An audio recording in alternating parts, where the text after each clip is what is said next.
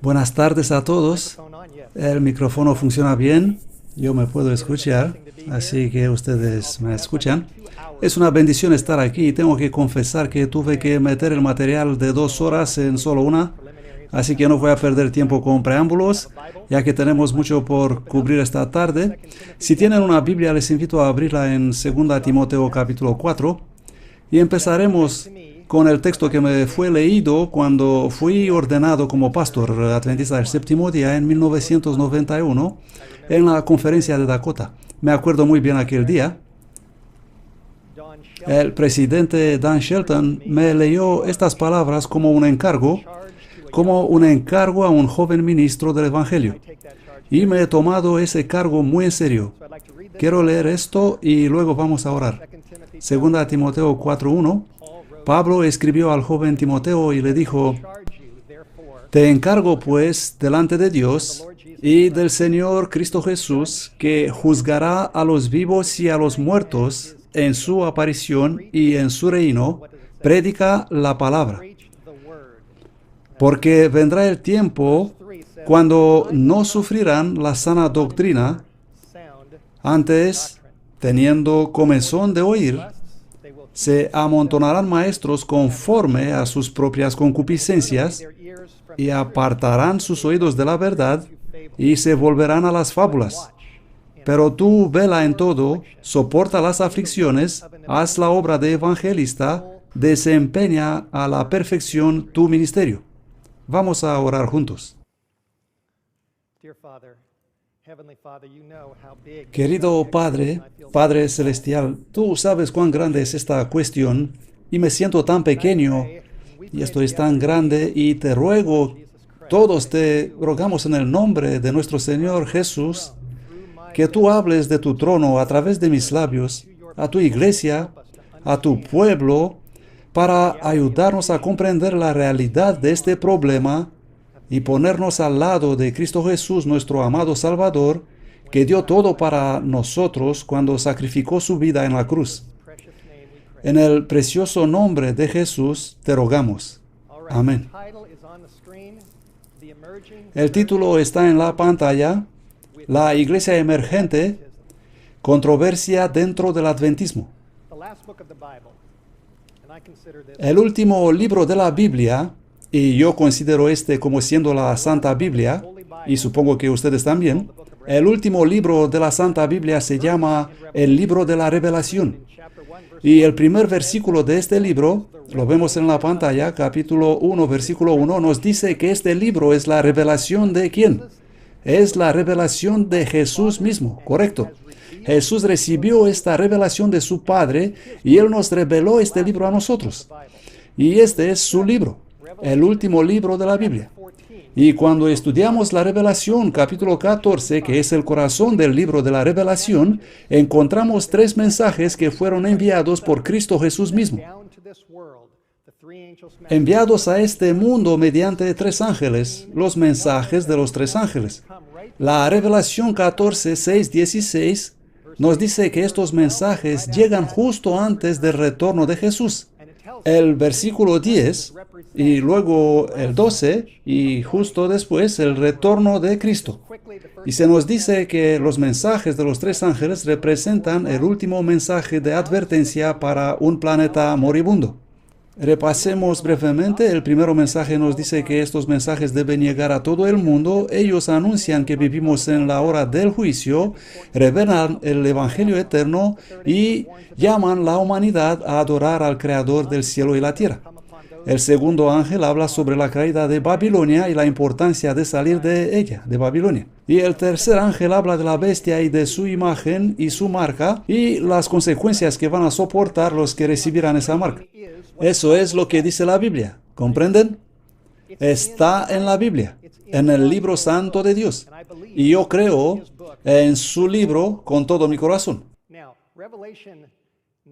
El libro de la Revelación, capítulo 19, versículo 10, nos dice que el testimonio de Jesús es el espíritu de profecía, que Dios ha dado un don, un don del Nuevo Testamento a su pueblo que vive cerca del fin del tiempo. Los adventistas del séptimo día creen que Jesús dio este don a una mujer llamada Ellen White. Yo me he convertido al cristianismo en el año 1979 leyendo el libro El deseado de todas las gentes, que Ellen White escribió sobre la vida, el sufrimiento y la muerte y la resurrección de Jesús. Ese libro cambió mi vida. Y sé que el Señor habla a través de ese libro. Los adventistas creen que los escritos de Ellen White son designados por el Señor para exaltar la Biblia, las Sagradas Escrituras, a exaltar a Jesús, y que Dios habla a través de esos escritos no solamente a los adventistas, sino que también al mundo. Y Él está realmente obrando estos días, hablando a través de esos escritos de Ellen White para ayudar a su iglesia a mantenerse en el camino correcto, para mantenernos en la verdad y ayudarnos a comprender la Biblia. El volumen 9 de los testimonios dice, en un sentido especial, los adventistas del séptimo día han sido colocados en el mundo como centinelas y portadores de luz. A ellos le ha sido confiado transmitir la última advertencia para un mundo que perece. Sobre ellos brilla la maravillosa luz de la palabra de Dios.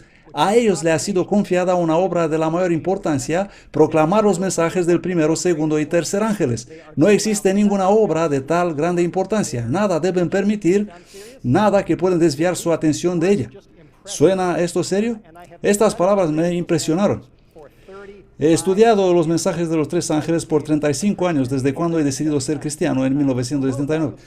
Más abajo tenemos otra cita de los primeros escritos. Estos mensajes, se refiere a los mensajes de los tres ángeles, me fueron representados como un ancla para el pueblo de Dios.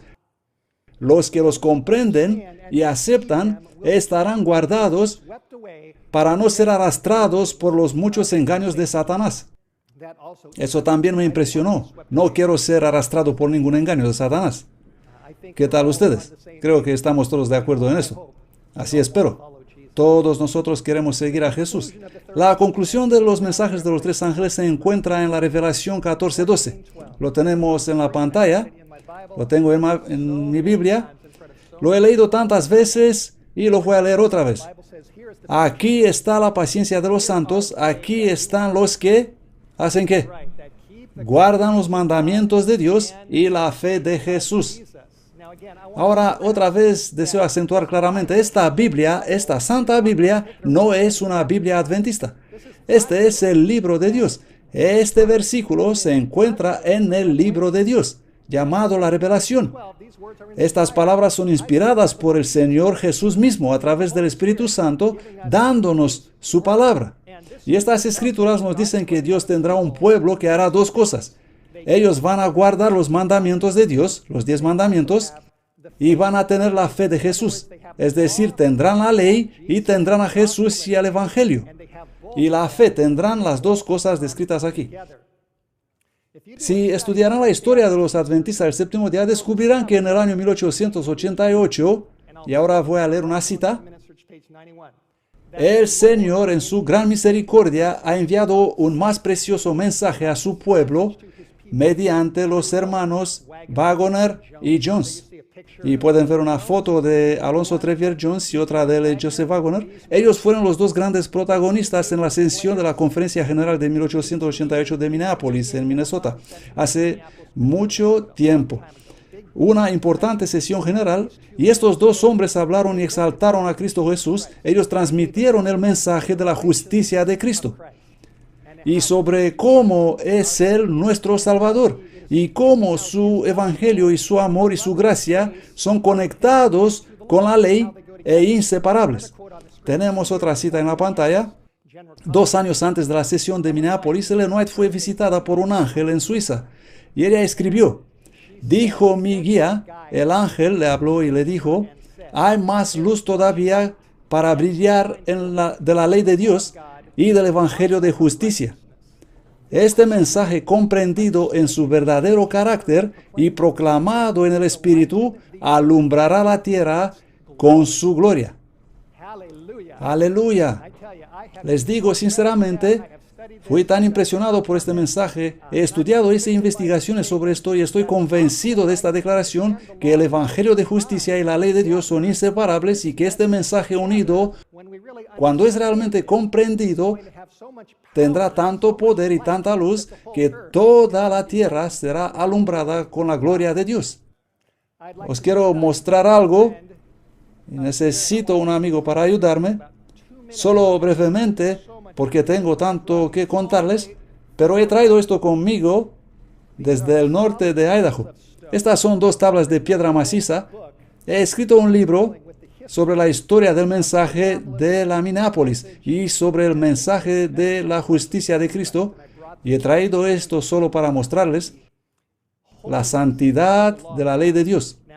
Según acabamos de leer, la ley de Dios debe ser combinada con el mensaje de la justicia de Cristo. Toma la toalla roja y ponlo sobre una de las tablas de piedra. Bien. Lo que quiero decir es que cuando estudiamos realmente la ley de Dios, que la Biblia dice que es una ley de amor, una ley de generosidad, si la estudiamos atentamente nos muestra que todos somos pecadores y que necesitamos un Salvador. Y la sangre de Jesús corrió en la cruz para limpiarnos de nuestros pecados que transgredieron la ley de Dios. Ahora pon la toalla blanca aquí y quiero ilustrar que la ley de Dios y la sangre de Jesús y el manto blanco de su justicia es el mensaje para este momento en la historia de la humanidad. Jesús anhela perdonar nuestros pecados, poder entrar en nuestros corazones, darnos su justicia, porque Él guardó la ley perfectamente y Él dio su vida para nuestros pecados que quebrantaron la ley de Dios. Quisiera decir que la ley es como un espejo y Jesús es el jabón, solamente para hacer eso muy sencillo. La ley nos declara culpables y Jesús es nuestro Salvador. Él nos limpia, nos viste con su blanco manto de justicia, entra en nuestros corazones si confiamos en Él y nos entregamos completamente, y si nos arrepentimos completamente y tenemos fe completamente en Jesús, Él entra en nuestros corazones mediante su gracia, amor y poder, y Él puede escribir esta ley en nuestros corazones, puede cambiar nuestras vidas y nos puede habilitar para convertirnos en guardadores de los mandamientos en un mundo que ha sido destruido por el pecado. Este es el mensaje de momento. Gracias, Alan. Te veo capaz de manejar esto. He escrito un libro sobre este tema titulado Cristo Nuestra Justicia, y también he presentado una serie en la última convención ASI en Michigan. La podéis encontrar en Audioverse. Son 3 presentaciones y espero que esta charla, mi esperanza y mi oración es que la gente de todo el mundo pueda redescubrir el poder del mensaje de Cristo y su justicia. Estoy convencido que este es el mensaje que todos nosotros necesitamos en estos momentos. Ahora vamos a seguir con la siguiente cita que viene de Obreros Evangélicos. Página 169. Si tenemos el espíritu y el poder del mensaje del tercer ángel, debemos presentar la ley y el evangelio juntos, porque van unidos. Así como un poder desde abajo está incitando a los hijos de desobediencia a anular la ley de Dios, esto es lo que hace el diablo, y a pisotear la verdad de que Cristo es nuestra justicia, un poder de lo alto está influyendo en los corazones de los que son leales para que ensalcen la ley de Dios y a Jesús como Salvador completo. ¿Comprenden? La ley y el evangelio combinados en el mensaje del tercer ángel. Y continúa. A menos que el poder de Dios penetre en la experiencia del pueblo de Dios, las teorías e ideas erróneas tomarán captivas las mentes. Cristo y su justicia se perderán de la experiencia de muchos y su fe quedará sin poder ni vida. Lo que dice aquí es que si nosotros perdemos el mensaje de la justicia de Cristo, si sacamos eso de nuestra experiencia cristiana, entonces el resultado será que vamos a ser blancos perfectos para los engaños del diablo. Esto es lo que nos dice esa declaración. Ahora, permítanme ofreceros un poco de historia. Durante la época de 1888, muchos en nuestro pueblo fueron bendecidos por el mensaje de la justicia de Cristo. Surgieron grandes reavivamientos. El diablo estaba absolutamente enojado, porque él no quería que este mensaje llegue al mundo, sabiendo que si eso ocurriría, sus días estarían contados. Y él sabe, y él está mirando el fin del milenio y sabe hacia dónde se dirige. Así que él intenta impedir este mensaje con todo su empeño satánico. Y lo que hizo fue que muy corto tiempo después de la conferencia de Minneapolis, unos pocos años después, debido a que el mensaje no encontró plenamente aceptación entre nosotros como pueblo, como debería haber ocurrido, lo que pasó fue que él introdujo una falsificación. El diablo introdujo una falsificación a través de uno de los más respetados adventistas del séptimo día del mundo, llamado el Dr. John Harvey Kellogg, médico y director del sanatorio de Battle Creek, Michigan. Él escribió un libro llamado El Templo Viviente, que fue publicado en 1903 y conteniendo una carga combinada de verdad y mentira. Esto es lo que Ellen White escribió en 1903 sobre ese libro. No necesitamos el misticismo contenido en este libro. Los que contemplan estos sofismos se encontrarán ellos mismos en una posición donde el enemigo podrá hablar con ellos y conducirlos lejos de Dios. Se me ha mostrado que el autor de este libro se encuentra en un falso camino. Ha perdido de vista las verdades características para este tiempo. No sabe hacia dónde tienden sus pasos. Recuerden eso porque vamos a volver aquí. Kellogg había recibido la verdad en 88 mediante el mensaje de la justicia de Cristo, pero con el paso del tiempo él perdió este mensaje y se convirtió en un canal para uno de los más grandes engaños que golpearon el adventismo. Él perdió de vista las verdades características. Sigamos con la cita. El templo viviente contiene el alfa de estas teorías. Sabía que la omega seguirá poco tiempo después. Y temblé por nuestro pueblo. Entonces oí una voz que decía, ¿dónde están los atalayas que deberían estar de pie sobre las murallas de Sión? ¿Están durmiendo? Este fundamento fue construido por el obrero maestro y soportará la tormenta y la tempestad. ¿Permitirán ellos, el pueblo y los atalayas, que este hombre presente doctrinas que nieguen la experiencia pasada del pueblo de Dios? Ha llegado el tiempo de actuar decididamente. Este fue el consejo transmitido por la profeta de Dios allá en 1903, mientras que los engaños estaban entrando entre las filas de la Iglesia Adventista del Séptimo Día.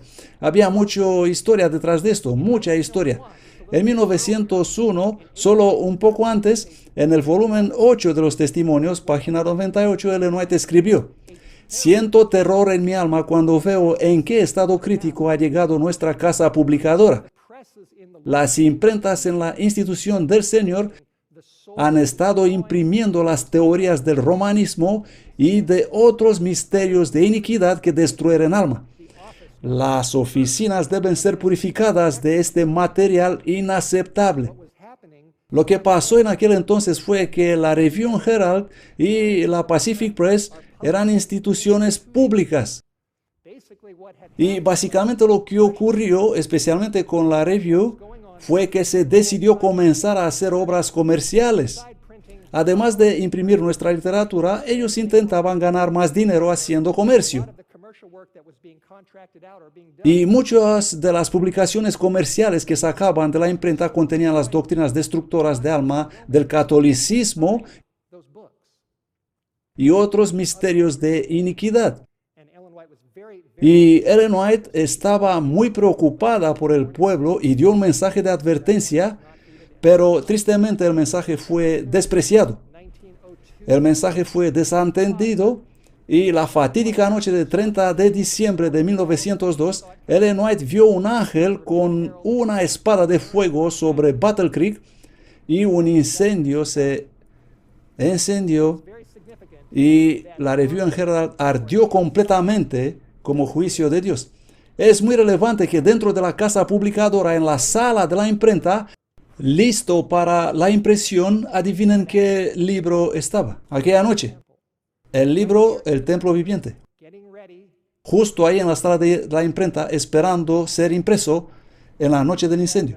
Una noche muy triste aquella, cuando el juicio de Dios cayó sobre Review and Herald. Vamos a hablar brevemente de Roma. Existen muchos católicos sinceros en este mundo. Y creo que habrá multitud de ellos en el cielo por la gracia de Dios. Creo eso sinceramente. Los adventistas del séptimo día creen esto. Nosotros no creemos que somos los únicos cristianos en este mundo, pero es un hecho también que conforme a la Biblia y conforme al espíritu de profecía, Roma es un lugar peligroso. El libro La Gran Controversia, El Conflicto de los Siglos en español, la página 103 habla de los errores de Roma. En la misma página se habla de las tinieblas del romanismo. Una cita del libro Eventos de los Últimos Días, página 133, nos dice que Roma nunca cambia. Roma no cambia. Las señales del tiempo de 19 de febrero de 1894 dice: vamos a insultar al Dios del cielo y después de librarnos del yugo romano, colocarnos de nuevo nosotros mismos en la esclavitud de este poder anticristiano. Hay mucho error en Roma. Otra cita más, en la Gran Controversia, página 645, tenemos una predicción sobre el futuro. Los protestantes de los Estados Unidos serán los primeros en tender las manos a través del abismo para coger la mano del espiritismo. Ellos tenderán las manos sobre el abismo para estrechar las manos con el poder romano. Aquí tenemos a los protestantes uniéndose con el espiritismo y con la iglesia romana. Y esta triple alianza tendrá un papel principal según acercamos el fin del tiempo. Esta es la predicción que tenemos en el libro La Gran Controversia. Y la Biblia nos dice en la Revelación capítulo 13, versículo 3, que todo el mundo se maravillará en pos de ¿quién? En pos de la bestia. Hermanos y hermanas, la bestia es todavía una bestia. La Biblia dice la verdad y eso es lo que nos está revelando. Y cuando uno estudia esto atentamente, va a encontrar que los adventistas del séptimo día creen lo que los protestantes solían creer, que la bestia es un símbolo de la iglesia romano-católica. ¿Y qué tiene eso que ver con la iglesia emergente? Todo eso fue el fondo preparativo para que podamos entrar en nuestro tema, la iglesia emergente. ¿Qué es la iglesia emergente? He escrito un pequeño libro llamado La trampa de la iglesia emergente, evita el anzuelo, disponible en la web de Whitehorse Media. Junto con Dave hemos hecho una serie de televisión sobre el mismo tema, está disponible en DVD, y este librito explica. El 8 de julio de 2005, un documental de PBS definió la iglesia emergente como un movimiento cada vez mayor que está repensando qué aspecto deberían tener el cristianismo y la iglesia en la cultura contemporánea. En pocas palabras, uno de los slogans de la iglesia emergente es que todo ha cambiado y que todo debe cambiar. Básicamente dicen que el mundo en que vivimos hoy es tan radicalmente distinto de los tiempos pasados que la tecnología y la internet, YouTube y todo lo demás, nuestra sociedad, que ellos llaman la sociedad postmoderna, ha cambiado de manera tan drástica que a fin de ser relevante la iglesia cristiana y poder alcanzar esta generación, la iglesia pues debe cambiar también. Un cambio sustancial. Un cambio fundamental en todos los aspectos para que sea relevante. Personalmente creo que sí, la iglesia de Cristo debe ser relevante. ¿Ustedes están de acuerdo con eso? La iglesia necesita ser relevante, pero les puedo decir que existen muchas cosas que no han cambiado. La Biblia no ha cambiado. El pecado no ha cambiado. El diablo sigue siendo el diablo. El evangelio no ha cambiado. La naturaleza humana no ha cambiado. Los mensajes de los tres ángeles no han cambiado. La profecía bíblica no ha cambiado. Cristo Jesús es el mismo ayer, hoy y para siempre. Jesús jamás cambiará. En el medio de la diversidad existen 4 características básicas para el movimiento Iglesia Emergente, que es un movimiento interreligioso, interdenominacional, interespiritual, reuniendo todo lo que existe alrededor. Veamos las 4 particularidades. Es muy débil en mantener la sana doctrina. La importancia de cumplir la palabra de Dios conforme a los principios de Dios. La iglesia emergente es muy débil en esto. Segundo, es muy ecuménica. Ellos quieren cooperar y unirse con todo tipo de, no solo iglesias cristianas, sino con todas las religiones del mundo. Son muy ecuménicos en sus prácticas, con religiones como hinduismo, budismo e incluso con Wicca. Número 3. Enfatizan la importancia de intentar experimentar la divinidad mediante lo que ellos llaman disciplinas espirituales. Disciplinas espirituales místicas que fácilmente abren las puertas ocultas a los engaños satánicos y a la falsa espiritualidad, a la invasión de los demonios. Y número 4, ellos niegan, ignoran y rechazan completamente el significado de las profecías bíblicas. Estas son las tendencias generales del movimiento Iglesia Emergente. Y vamos a ver el diagrama que de hecho parte del jardín de Edén, cuando la serpiente le dijo a Eva que si comerá esa fruta, tus ojos serán abiertos y no vas a morir y vas a darte cuenta que en realidad eres Dios tú misma. Ahí van las huellas de este engaño, atrás en el Edén. Esas mentiras prepararon el camino para el paganismo y el misticismo oriental a lo largo de la historia. Esas mentiras fueron asimiladas por la Iglesia romana, el misticismo romano católico. Y a través de la iglesia emergente, esas ideas abrieron las puertas de las iglesias protestantes del mundo protestante. Y estoy aquí tristemente, increíblemente, para demostrarle esta noche, le voy a demostrar esto, que consiguieron entrar y están obrando también en la iglesia adventista del séptimo día. Y esas personas son muy peligrosas. Y voy a empezar esta historia con un artículo que apareció el 3 de febrero de 2004 en la red de noticias adventistas, la ANN. Tenemos el artículo en la pantalla. La ANN publicó: las iglesias locales aumentan su enfoque en la formación espiritual. No sé si se puede ver eso. Voy a leer. La formación espiritual es el tema que fue planteado por muchos pastores y líderes de la iglesia en un cada vez mayor número de denominaciones cristianas.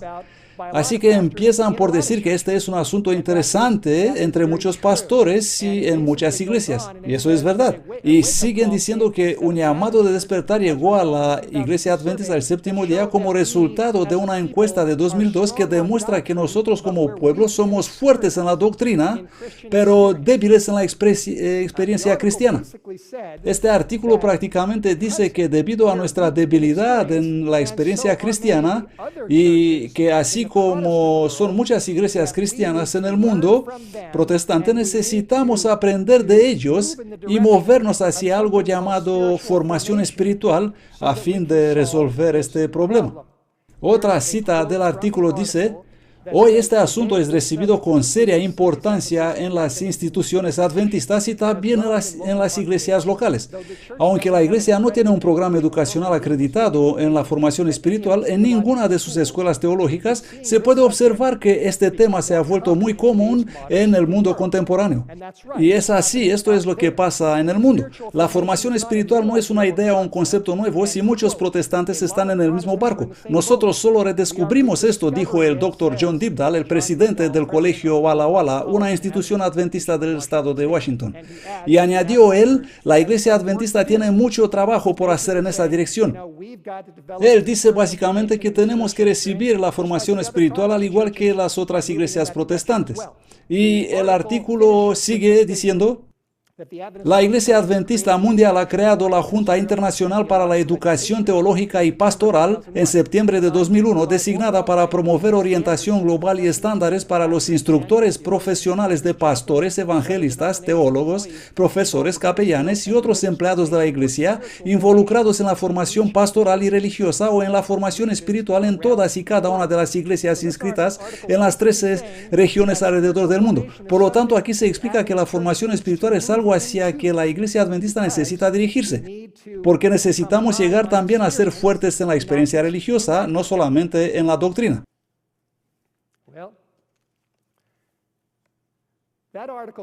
Ese artículo fue publicado en 2004. 5 años más tarde, en 2009, una organización llamada Lighthouse Trail, que es un grupo de investigadores cristianos muy cuidadosos, que habían observado y estudiado atentamente los avances de la iglesia emergente dentro del cristianismo, publicaron un artículo en 2009 titulado "Un seminario adventista del séptimo día integrando la espiritualidad contemplativa emergente en su programa de doctorado". Por alguna razón, este grupo Lighthouse Trail nos estuvo observando muy atentamente, monitorizando lo que estaba ocurriendo en nuestra iglesia. Y justo al inicio de este artículo, ellos citan el artículo de ANN que acabamos de ver de la Agencia de Noticias Adventistas. Así que aquí hay un grupo de personas que no son adventistas, que están leyendo el artículo de una agencia de noticias adventistas y observan lo que pasa dentro del adventismo y advierten que la espiritualidad contemplativa avanza justo en el corazón de la iglesia adventista, porque se trataba de la Universidad de Andrews, la más prominente de nuestras instituciones educativas. Y en el mismo año 2009 fue publicado un folleto por el seminario Andrews. Y esto llamó la atención del Lighthouse Trail. Lo tenemos en la pantalla, anunciando un nuevo doctorado en el Ministerio de Contemplación, con el título Discipulado y Formación Espiritual, en la Universidad de Andrews, en 2009. He leído el folleto, está enumerando los requerimientos del curso, un montón de requerimientos, incluyendo en el número 4 el libro de John Dibdall, Hambrientos, satisfaced el hambre de vuestra alma, sobre el cual vamos a hablar enseguida. Y recuerden que John Dibdall es el que fue citado en las noticias de ANN diciendo que tenemos un montón de trabajo para hacer en esta dirección. Aquí tenemos una imagen de aquel mismo folleto de la universidad que fue involucrado en el seminario, y ahí podemos ver el nombre de John Dibdall como uno de los autores recomendados. Había muchas más personas en esta lista y quiero dejar muy claro que no estoy diciendo que todos los que figuran ahí están implicados en la formación espiritual. No os digo eso en absoluto. Uno de los hombres en esa lista es el Dr. Richard Davidson, hacia el cual tengo un gran respeto. Él ha sido uno de mis profesores favoritos en el seminario cuando estudiaba ahí en 1983 hasta 1985, y el Dr. Raymond Hames también, y William Shea, y otros buenos profesores que me enseñaron cuando yo estudiaba en Andrews, preparándome para el ministerio pastoral. Pero este programa, si lo miramos atentamente, dice que empezó en el febrero de 2010. Me acuerdo aquella fecha, y se especifica que estaba preparado para el periodo de 4 años, 2010-2013. Este es el folleto que fue publicado en 2009 anunciando el próximo curso del seminario que empezó en 2010. Es muy significativo que a los 5 meses del inicio de este programa en la Universidad de Andrews, el presidente, bueno, en realidad Ted Wilson fue elegido presidente de la Conferencia General. En 25 de junio de 2010, él presentó su discurso de inauguración y esto es lo que dijo: manténgase alejados de las disciplinas espirituales no bíblicas y de los métodos de formación espiritual que tienen sus raíces en el misticismo, tales como la oración contemplativa, la oración centrada, y del movimiento Iglesia Emergente en el cual son promovidas. Yo no estoy aquí para hablar en la defensa del hermano Ted Wilson, y creo que él es muy capaz de hacer eso para sí mismo, pero eso me muestra que lo que había pasado en Andrews estaba bajo su observación. Él conocía ese problema y la disputa que empezaba a sentirse dentro de la iglesia. Por eso lanzó la advertencia a los 5 meses después de que este programa había empezado en la Universidad de Andrews. Aquí tenemos una foto de Dennis Fortin, el ex decano en la Universidad de Andrews. Pasados 7 meses del discurso del presidente Ted Wilson, Dennis escribió un documento en el cual respondía a las preocupaciones que existían en relación con la formación espiritual en su universidad. Y os quiero decir algunas cosas, bueno, como información particular o adicional. Yo y Dennis fuimos buenos amigos. No lo he visto desde hace mucho tiempo, pero hemos estudiado juntos en el seminario de Andrews. Nos hemos graduado en el mismo año. Tuvimos los mismos profesores. Él es un tipo muy simpático y cuando me lo acuerdo, siempre me acuerdo su semblante feliz cuando estábamos ahí en la Universidad de Andrews juntos. Y aquí tenemos su respuesta en enero de 2011. En respuesta sobre la enseñanza de espiritualidad bíblica en la Universidad de Andrews de la Iglesia Adventista del Séptimo Día. Y solo voy a leer el texto destacado. Recientemente el Seminario Teológico Adventista de la Universidad de Andrews de la Iglesia Adventista del Séptimo Día se ha encontrado bajo el examen por ofrecer cursos de formación espiritual a los alumnos. Comprenden dónde está apuntando, ¿no? Tenemos el artículo de Lighthouse Trail, tenemos el discurso del presidente Ted Wilson y ahora él básicamente dice que ellos lo estaban observando, estaba bajo el escrutinio. Y dice, la formación espiritual es un término académico utilizado para describir cursos o temas que tienen que ver con el desarrollo espiritual y el crecimiento de la fe. Cuando usamos este término, nosotros decimos que ofrecemos clases con bases bíblicas que se concentran en la vida espiritual de nuestros alumnos. No deberíamos hacer esto y nada menos para el crecimiento de la fe, pero para evitar cualquier futuras confusiones, hemos decidido cambiar el nombre de nuestros cursos y referirnos a ellos como espiritualidad bíblica.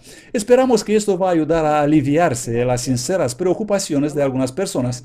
Os rogamos a acompañarnos en oración para el crecimiento espiritual de nuestros alumnos en nuestras instituciones adventistas. Dennis Frottin, decano. Esto fue publicado en enero de 2011 y estoy impresionado del hecho que él reconoce aquí que existían algunas sinceras preocupaciones relacionadas con lo que ocurría en el seminario teológico. ¿Comprenden? Este fue su sincera declaración. Esto fue lo que él escribió.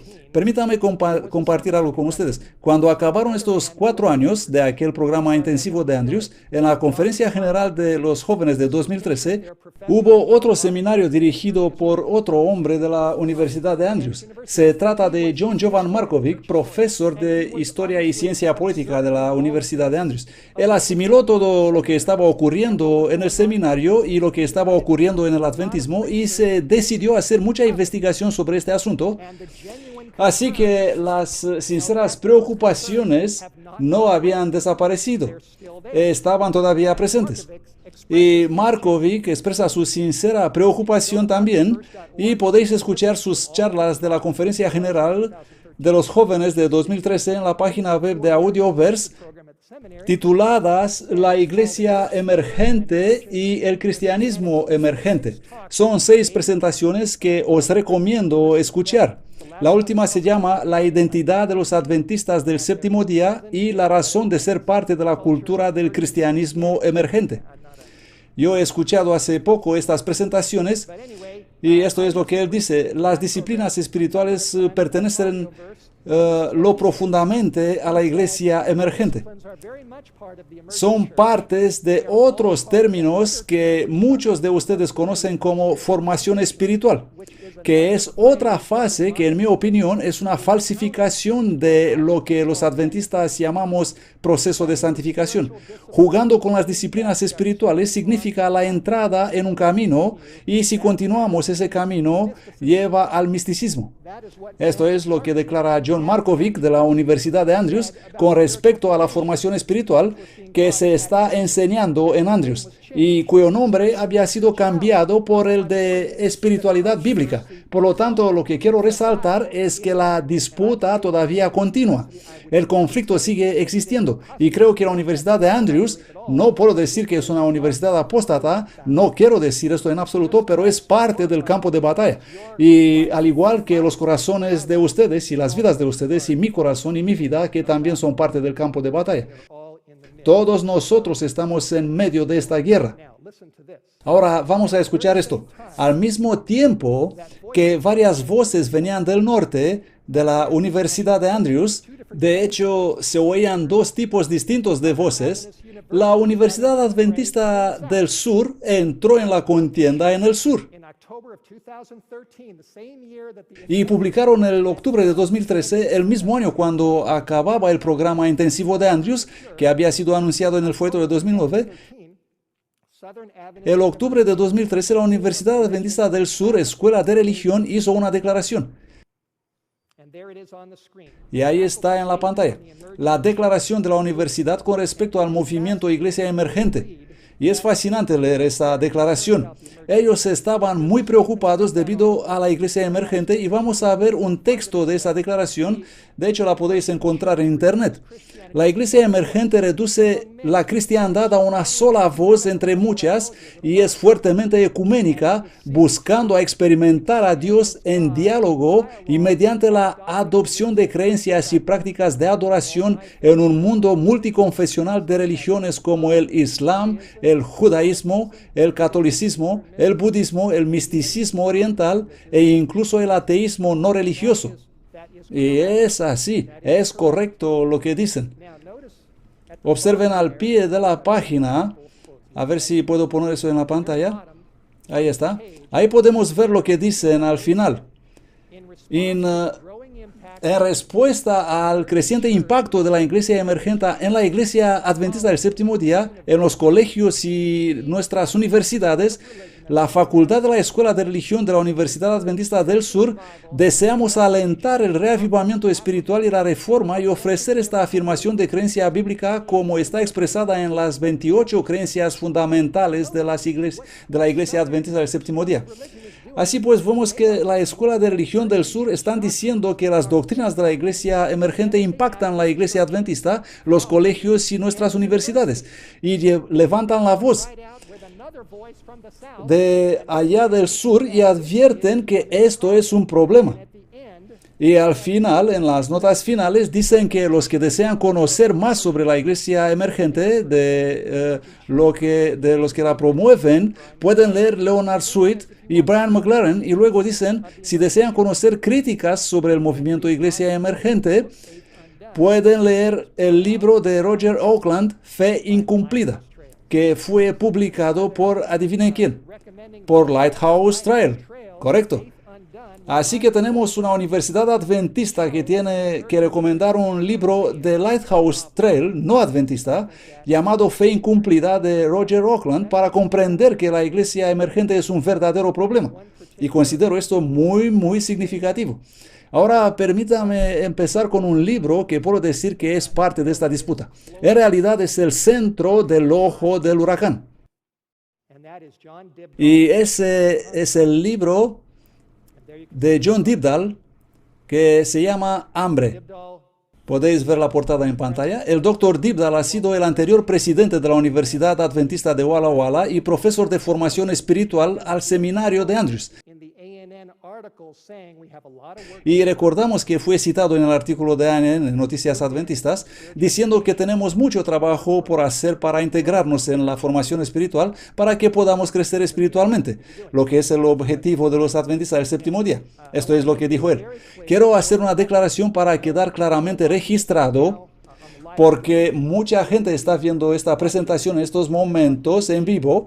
Estamos transmitiendo en vivo y muchos van a ver luego los DVDs, puede hasta la venida de Jesús, no lo sé.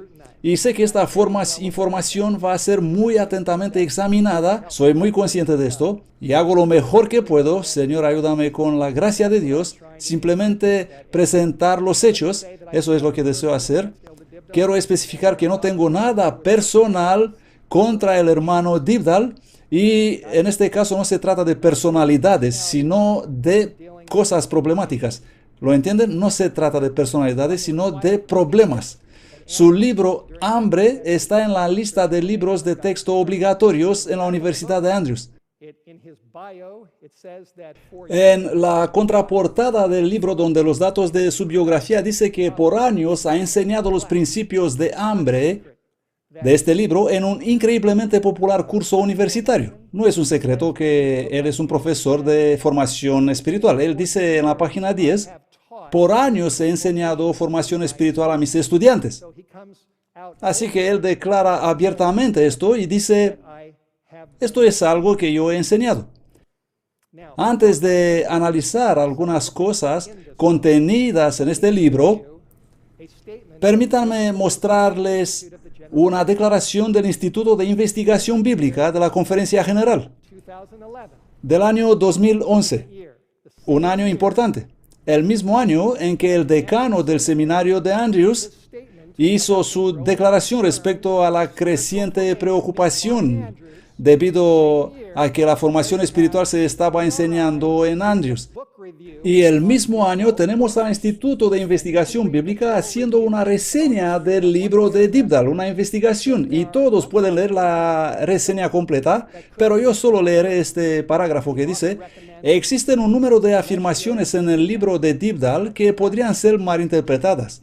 El autor recomienda a la Lectio Divina, página 62, el uso de líderes espirituales, guías espirituales, en página 136, la oración de Jesús conforme a la tradición ortodoxa rusa, que puede ser usada como un mantra, página 52, la oración respiratoria, página 52, la oración y meditación sobre objetos de arte o medios visuales, página 53, la visualización, etc. Las advertencias sobre el uso excesivo o las prácticas dudosas son prácticamente inexistentes.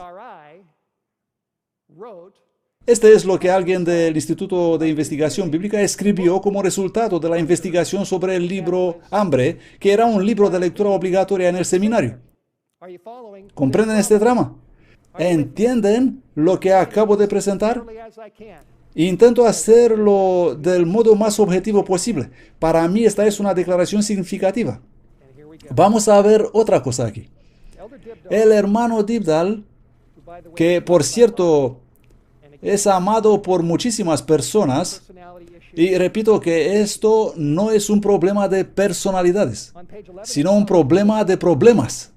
En la página 11 a 12 de su libro, él hace una afirmación muy relevante, cuando él describe sus propias dificultades espirituales.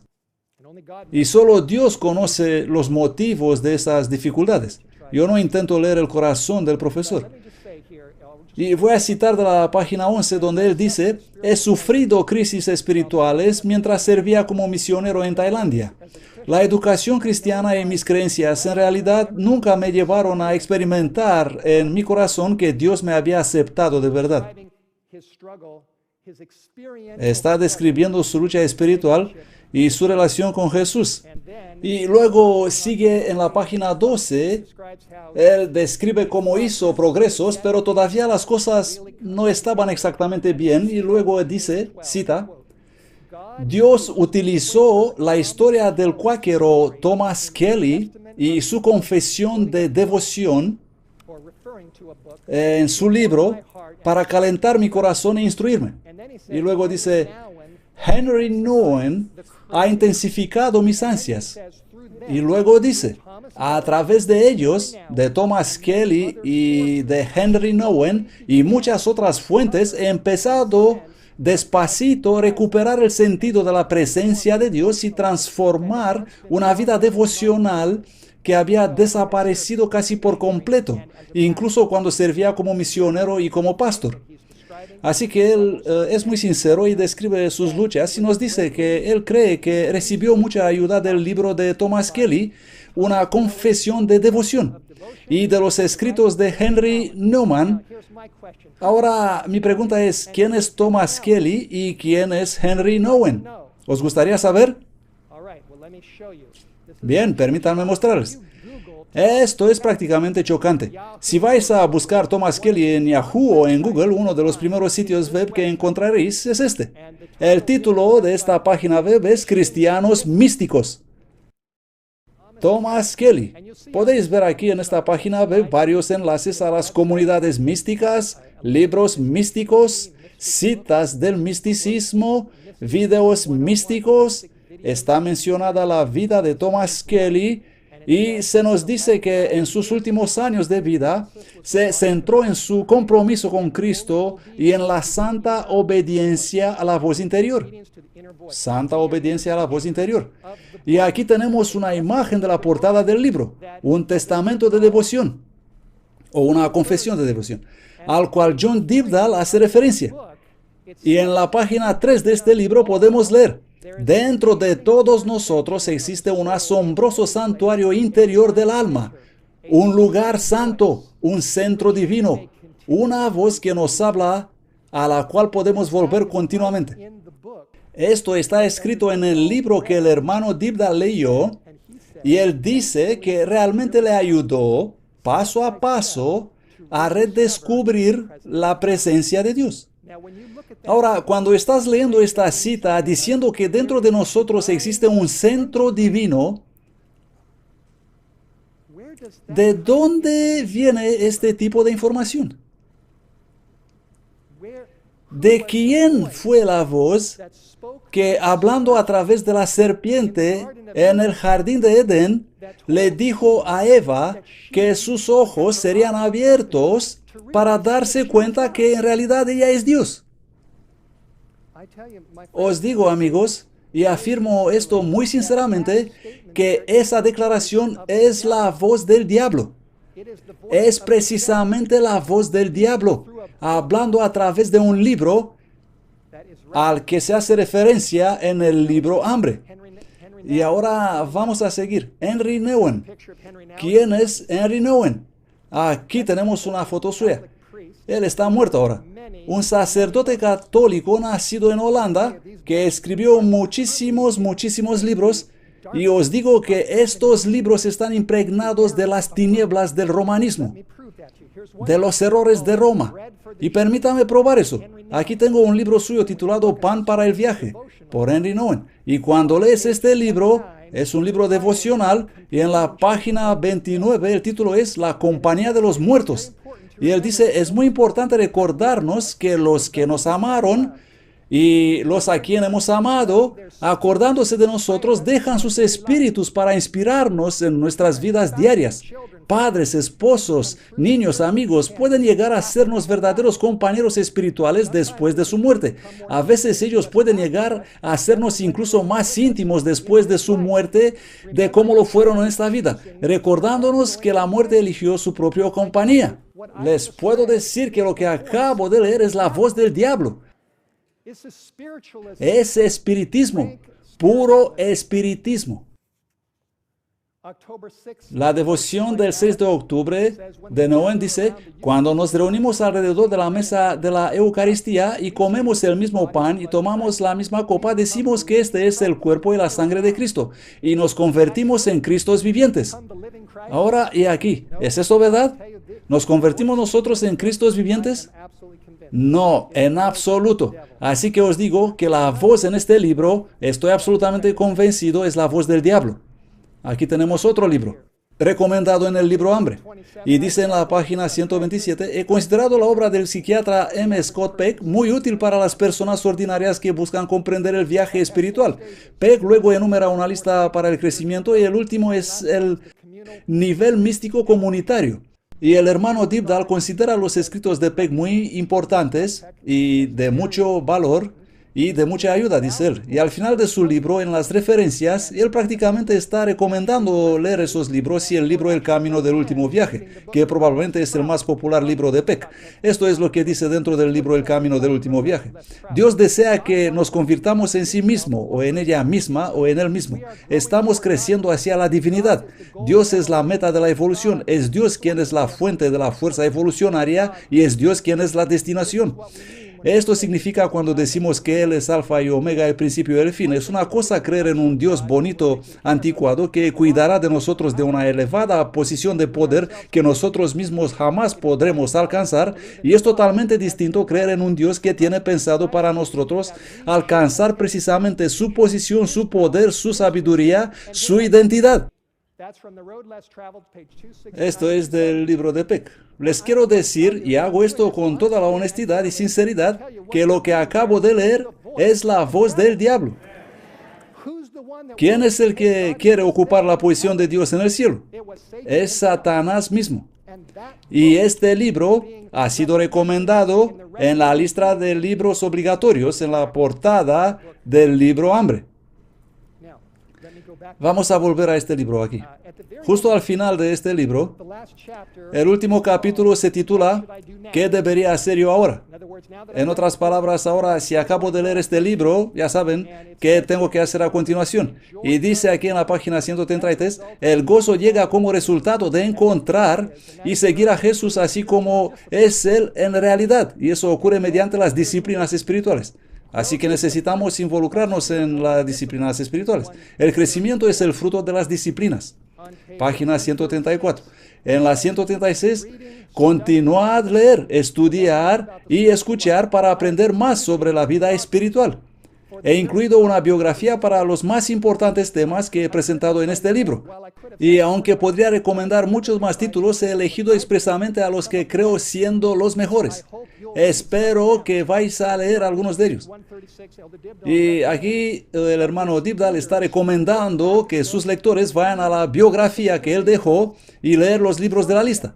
Y en la última página de su libro, él dice, para su propio bien y para el reino de Dios, os ruego proceder seriamente, siguiendo el viaje, y vais a poder satisfacer vuestra hambre espiritual. Por lo tanto, él le recomienda fuertemente que los que leen el libro sigan continuando la lista de lecturas de títulos seleccionados, donde hay un montón de distintos autores recomendados en esta lista. Algunos de estos autores son buenos. El camino a Cristo está escrito en la lista. Uno de los mejores libros sobre la justicia de Cristo que se puede leer jamás. Pero existen un montón de otros libros al lado de ese libro. Un montón de ellos. Y un montón de esos libros listados contienen errores mortales. Y voy a pasar brevemente por eso, y pido disculpas, pero luego pueden obtener el DVD y escucharlo tranquilos. Pero ahora quiero pasar rápido por esos autores y libros que son recomendados en el libro Hambre. Uno de los autores es el hermano Lawrence, que es un monje carmelita. Su libro está en la lista. Otro es Thomas Keating, un monje trapense de la orden cisterciense de la estricta observancia. Thomas Keating fue un sacerdote y un monje. En su libro él menciona prácticas de la religión zen, yoga, meditación trascendental y un montón de otras cosas místicas. Y en la imagen podemos ver al sacerdote enfrente de la estatua de Buda dando una presentación en una reunión. Un montón de cosas místicas paganas que vienen de ese hombre.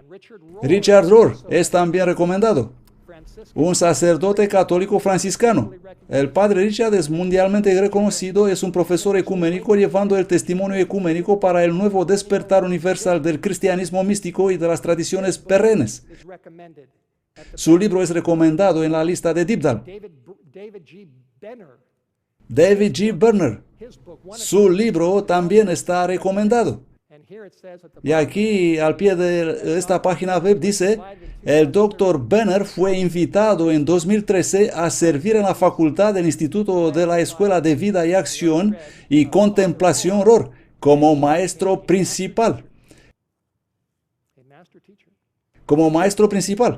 Y su libro está recomendado en el libro de Dybdahl.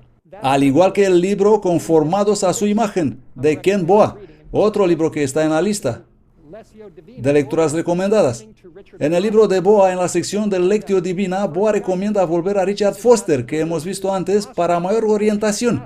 Él recomienda a los lectores utilizar el libro de Foster Clásico Devocional, que es una colección de 52 escritos, más de la mitad de ellos místicos. Y también está recomendado Morton Kesley.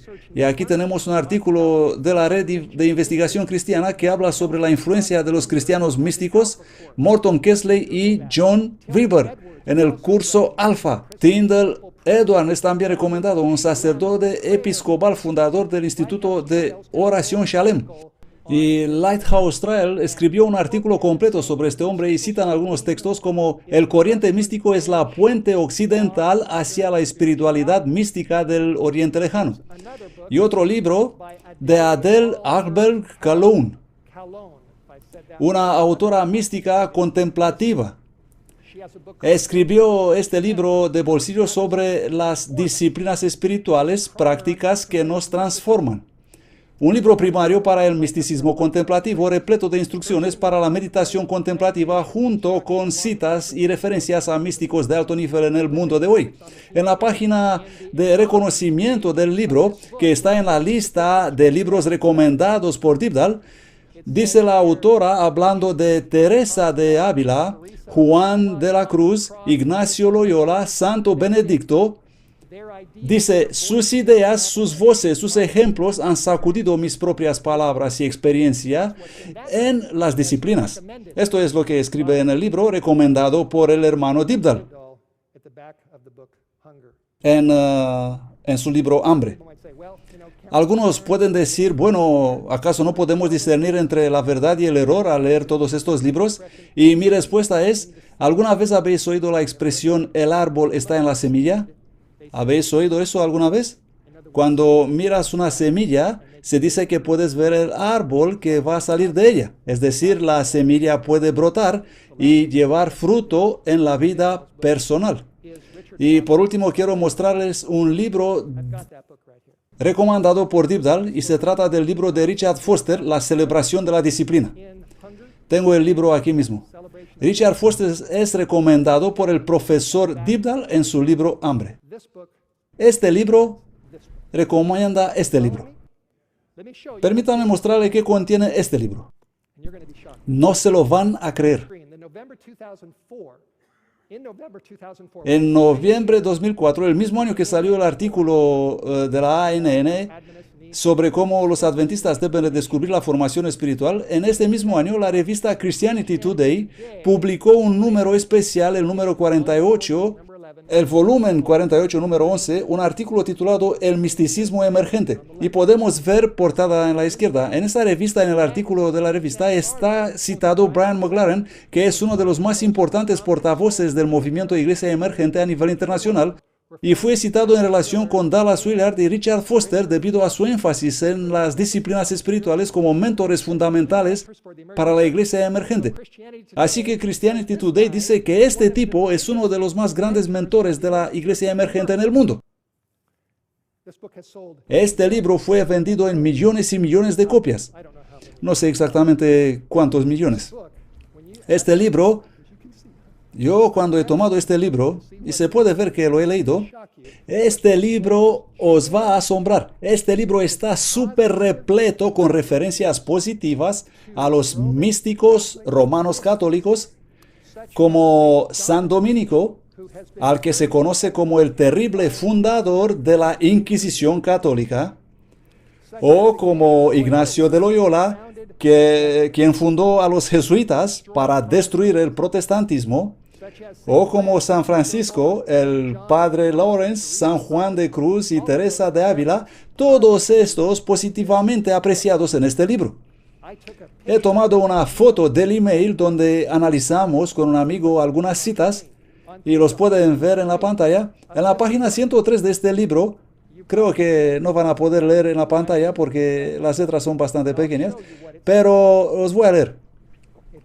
Él está hablando de San Juan de la Cruz y como solía él decir, estando ya mi casa sosegada, en esta línea gráfica, San Juan de la Cruz indica la importancia de permitir ser silenciados todos los sentidos emocionales, psicológicos, incluso los sentidos espirituales. Incluso tus sentidos espirituales. Pasarla en un segundo plano y simplemente hacerlos caer. Y continúa diciendo, cualquier distracción mental, espiritual o corporal debe ser colocada en una especie de animación suspendida antes que esa profunda obra de Dios sobre el alma pueda ocurrir. Es como una operación en la cual el anestésico debe hacerse el efecto antes que la cirugía pueda ser ejecutada. Me quedo de piedra con solo leer eso. Luego intervienen la calma, la paz y la salud interior. Durante momentos como eso, la lectura de la Biblia, los sermones o los debates intelectuales deben ser capaces de emocionaros. Así que este libro, este parágrafo que acabo de leer, habla básicamente de silenciar tu mente y poner tu cerebro en un segundo plano para que supuestamente Dios pueda hacer una obra profunda en tu alma. En la página 31 él dice, habiéndote concentrado hacia tu interior, pasa los siguientes momentos en silencio. No pidas nada. Permite al Señor comunicar contigo. Amarte. Si recibirás impresiones o emociones, bien. Si no, bien. Lo que está diciendo básicamente es apaga tu cerebro y luego si te vienen algunas impresiones, Eso es bueno. Y si no vienen, está bien. Quiero decirles, hermanos y hermanas, que eso es exactamente lo que Ellen White dijo cuando se refirió a las teorías espiritistas que entrarán en la iglesia a través del Dr. John Kellogg. Ella dijo que la gente que seguirá esas teorías van a llegar en una postura donde el diablo podrá hablar con ellos directamente y conducirlos lejos de Dios. Y la triste realidad es que aquellos que de este modo han sido dirigidos por el diablo no se dan cuenta quién los conduce. ¿Comprenden bien lo que digo? Les confieso que digo esto con temblor y temor. Este es el monstruo. Él es el monstruo del engaño que despacio, pero de modo preciso, trabaja para adentrarse cada vez más en la iglesia adventista del séptimo día. Es aterrador. El libro de Dibdal recomienda este libro y este libro. Y acabo de mostrarles hacia dónde conducen estos libros. Cuando apareció el libro El Templo Viviente, que finalmente había sido publicado y empezó a circular entre los adventistas, en el primer volumen de Mensajes Selectos, página 205-206, Ellen White dijo que había tenido una visión, había tenido un sueño con un barco acercando un iceberg. Y escribió: tengo órdenes, he escuchado las palabras como la voz de nuestro capitán, enfréntalo. Supe cuál era mi deber y que no había ningún momento para perder. Había llegado el tiempo para la acción decidida. Debería sin demora obedecer el orden. Enfréntalo. Aquella noche me he despertado a la 1 de la madrugada y mi mano escribía lo más rápido que podía en el papel. Para los siguientes días he trabajado desde temprano hasta la tarde preparando para nuestro pueblo las instrucciones que me habían sido dadas con respecto a los errores que estaban introduciéndose entre nosotros. Este es lo que pasaba al principio de los años 1900. Y no tengo ninguna duda sobre esto. ¿Saben? Cuando la gente recomienda este tipo de libros a los estudiantes, los pastores, quiero decir que si fueras el diablo, no quisieras entrar donde están instruidos los pastores adventistas del séptimo día. ¿No te gustaría hacer eso?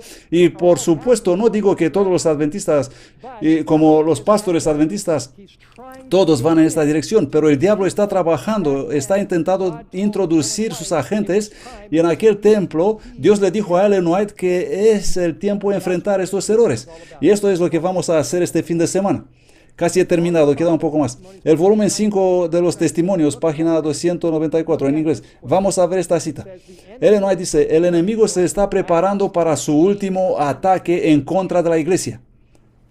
Se ha disimulado tanto de la vista que muchos difícilmente creen que Él existe, y mucho menos todavía pueden ser convencidos de su increíble actividad y poder. Ellos han olvidado en gran medida sus antecedentes, y cuando se mueve adelante no van a reconocerle como enemigo de ellos, como aquella antigua serpiente, sino que lo van a considerar un amigo, como uno que está haciendo una buena obra. Esta es una declaración aterradora. Esta advertencia nos dice que el diablo va a entrar justo en medio de nosotros con sus obras y la gente lo va a mirar y van a pensar que está haciendo buenas cosas, que son buenas cosas, pero Ellen White dice que son las obras de Satanás que obra detrás de las escenas. Vamos a leer más. 11 de octubre de 2014, el concilio anual que tuvo lugar solo hace una semana. El sábado pasado, hace 6 días, el presidente Ted Wilson, bendito sea, habló en el concilio anual de la iglesia y dijo: oren para los de la iglesia remanente de Dios, cuyo testimonio distinto está siendo neutralizado por la actividad ecuménica. Mientras que el diablo busca neutralizar la iglesia adventista del séptimo día, no solo tenemos que quedarnos dentro de la iglesia, pero mediante el poder del Espíritu Santo, levantarnos a favor de la verdad de Dios. llevar el mensaje de Dios con valentía. También el hermano Ted Wilson dijo que tenemos que hacer eso con amor, necesitamos ser respetuosos, necesitamos ser amables y mostrar el carácter de Jesús en nuestra actitud. Pero en medio de todos esos errores, él dijo que tenemos que tomar posiciones. Gracias a Dios por nuestro presidente. Alabado sea el Señor. Por este hombre que está firme haciendo lo mejor que puede. Está haciendo lo mejor que puede. Yo fui ordenado como ministro del Evangelio en 1991. Antes de mi ordenación tuve una de las más memorables conversaciones que alguna vez he tenido con un pastor adventista del séptimo día, con el hermano Joe Tompkins, el presidente de la Unión de Centroamérica. Y he hablado con él una vez y él me explicó qué pasó durante la crisis de Desmond Ford en los años 70-80 y cómo la gente estuvo engañada dentro de nuestra iglesia y conducidos hacia la perdición. Y luego esto es lo que me dijo. Cuando esa crisis creció en nuestra iglesia, las grandes armas fueron silenciadas, refiriéndose a los líderes de nuestra iglesia. Guardaban silencio, estaban discutiendo, pero nadie en realidad sonaba la alarma. Por lo menos no de una forma pública, contundente. Y luego me dijo, antes de que yo sea pastor ordenado, me dijo, Steve, cuando he visto las consecuencias y toda esta gente que abandonaba la iglesia como resultado de lo que había pasado durante la crisis de Desmond Ford, hice un juramento, hice una promesa a Dios y mi juramento fue este: si volveré a ver otra vez algo parecido creciendo dentro de la iglesia adventista del séptimo día, voy a sonar la trompeta. Esto es lo que me dijo. Y no sé si aún sigue viviendo el hermano Tompkins, pero si puedes ver eso, yo te agradezco para aquel consejo y para aquella declaración de valentía. Y quiero que lo sepas y que sepan todos que hago lo mejor que puedo, por la gracia de Dios, para sonar la alarma. Esto debemos hacer, es nuestro deber. 2 diapositivas más y voy a terminar. Sé que Janet tiene que presentar su testimonio, pero permítame, por favor, 2 diapositivas más. No sé si habéis visto esta noticia publicada el mes de junio de 2014. Una historia increíble sobre una pareja rescatada en la costa de Florida. Fue transmitido por todos los grandes noticiarios de televisión. Melissa Morris y Sean McGovern, que vemos en la foto, estaban con su barco en el sur de Florida y de alguna manera se han quedado en el agua. Y el barco siguió su camino y se quedaron ahí en el agua. Y podemos ver un gráfico por donde habían navegado y ellos flotaron, efectivamente flotaron por 40 horas, de día y de noche. Y llegaron justo aquí en la costa de Florida y ahí estaban al punto de ser llevados por el jet stream, una fuerte corriente marina, y llevados mar adentro, cuando de modo milagroso fueron rescatados. Ellos fueron rescatados por unos pescadores que los vieron flotando en el agua y los recogieron, salvando así sus vidas.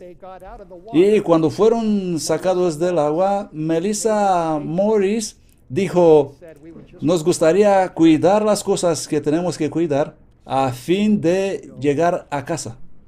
Nuestro único deseo es llegar a casa. Y quiero deciros, hermanos y hermanas, que eso es exactamente lo que yo quiero hacer.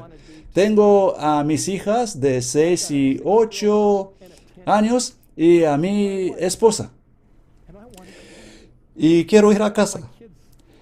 Y quiero que mis niñas lleguen a casa conmigo y con vosotros todos. Aquí tengo una foto.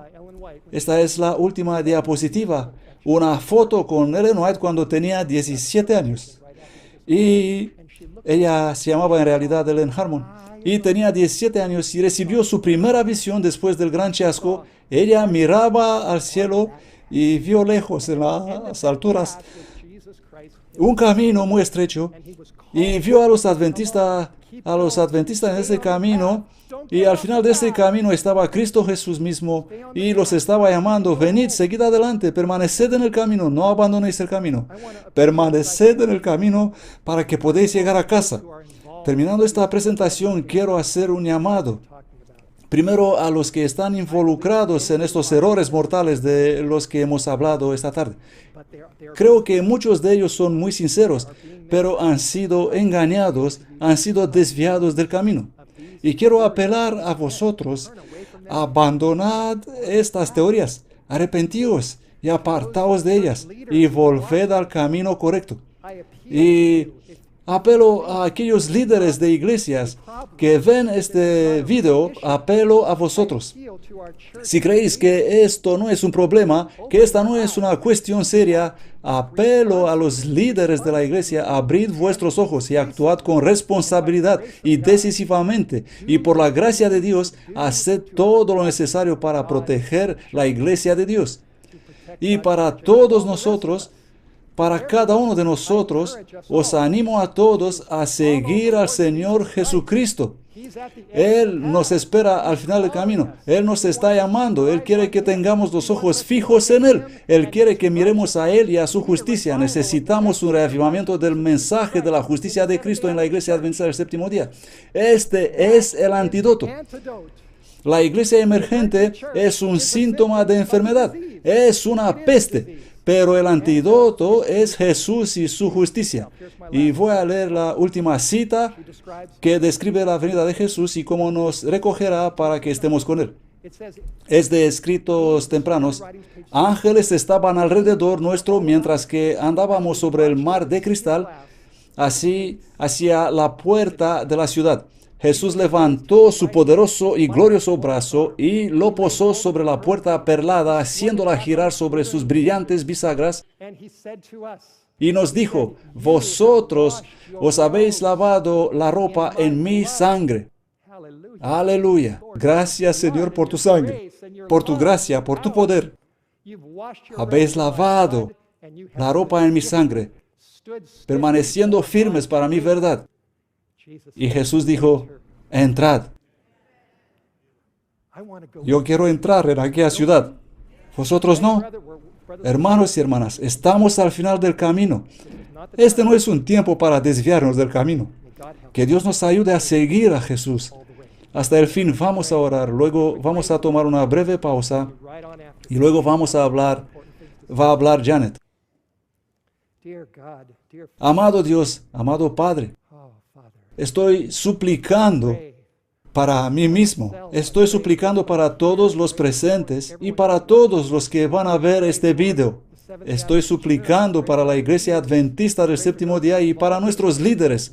Estoy suplicando para los que están involucrados en esta cosa, que se den cuenta hacia dónde los llevan sus pasos. Te ruego, Señor, apártanos de las tinieblas para que tú, Cristo, venga pronto para llevarnos a casa, para que podamos estar contigo para siempre. En el nombre de Jesús. Amén.